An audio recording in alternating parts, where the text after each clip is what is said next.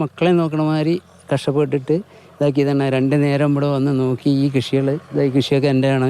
അപ്പോൾ ഇതൊക്കെ നോക്കി കുട്ടികളെ നോക്കണ മാതിരി 2 നേരം വന്ന് നോക്കി ഞാൻ അത്രയും ബുദ്ധിമുട്ടിയിട്ട് ഇതൊക്കെ ഉണ്ടാക്കിയതാണ്. ആര് ചെയ്തതാണെങ്കിലും കൊലച്ചതിയായിപ്പോയി. സേനയിൽ നിന്ന് വിരമിച്ച ശേഷം നാട്ടിൽ തന്നെ കൃഷിയുമായി ജീവിക്കാമെന്ന് കരുതിയാണ് അജിത് അച്ഛനോടൊപ്പം ഈ വാഴകൾ വച്ചത്. ഇടയിൽ കുറച്ച് കവുങ്ങും നട്ടു.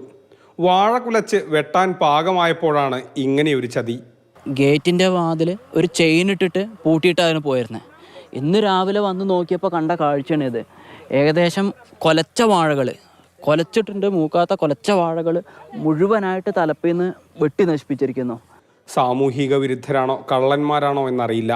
പാകമാകാത്ത കുലകൾ വരെ വെട്ടി വീഴ്ത്തി. കവുങ്ങുകളെയും വെറുതെ വിട്ടില്ല. മോഷണം മാത്രമാണെന്നുള്ള ഉദ്ദേശം എനിക്കില്ല.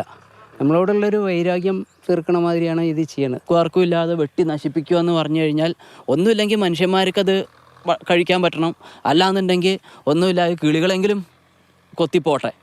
ഇത് 2 പേർക്കും ഇല്ലാത്ത രീതിയിൽ ഇങ്ങനെ നശിപ്പിക്കാനുള്ള ഒരു മനോഭാവത്തിൽ ഇതിങ്ങനെ വെട്ടി നശിപ്പിക്കുക എന്ന് പറഞ്ഞാൽ വളരെ മോശമായിട്ടുള്ള കാര്യമാണ്. മാതൃഭൂമി ന്യൂസ്, പാലക്കാട്.